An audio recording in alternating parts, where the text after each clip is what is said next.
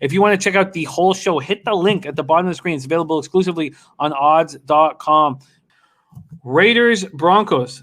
Let's get into it right now. And thank God we did this review. Broncos open up as 1.5-point favorites. Now the Raiders are 2.5-point favorites. We're at Empower Field at Mile High, Denver, Colorado.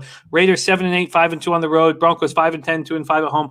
47 Fahrenheit, partly cloudy, 6 miles per hour. Raiders coming off a disappointing 26-25 loss at home to the Dolphins. Eliminated with their 5th loss in 6 games. Will be out of the postseason for the 17th time in 18 seasons. John Gruden chose to run down the clock. It was wild. It was absolutely, and I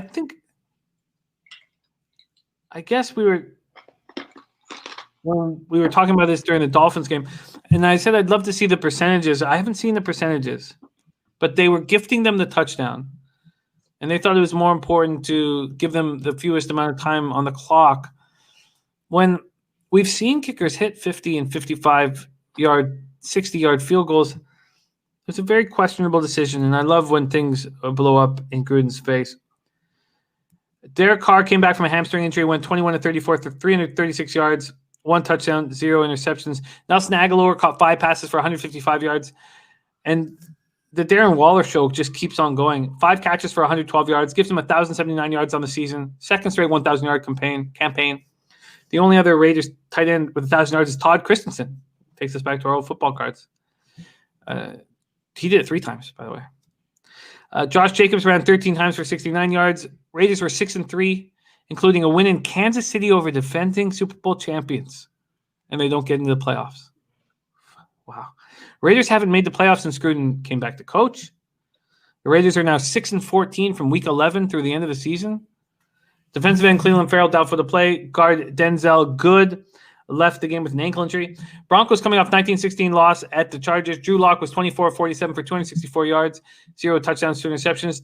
Deshaun Hamilton caught 5 passes for 77 yards. Melvin Gordon ran 16 times for 79 yards. KJ Hamler suffered a concussion, did not return.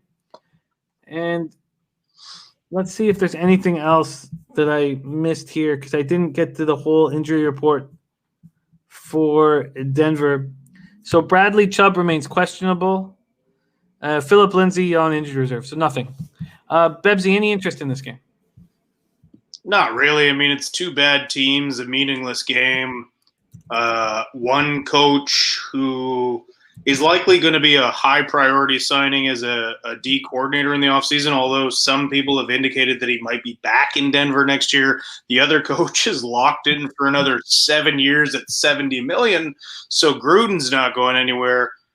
Really, it's just going to be guys auditioning to make sure that they still have an NFL career as players. But there's no look for me in this game. I've hit Waller props a bunch this year, so I'm going to look at what it's set at out of curiosity. But, yeah, I'm going to peruse the possible props in this one, but definitely not betting the line here. Yeah. Yeah, this is I wanted to have as little action on this card as possible, and now I'm going to have about 5 or 6 bets. I did the only bet I've already made. I doubled up on the Jets first half full game.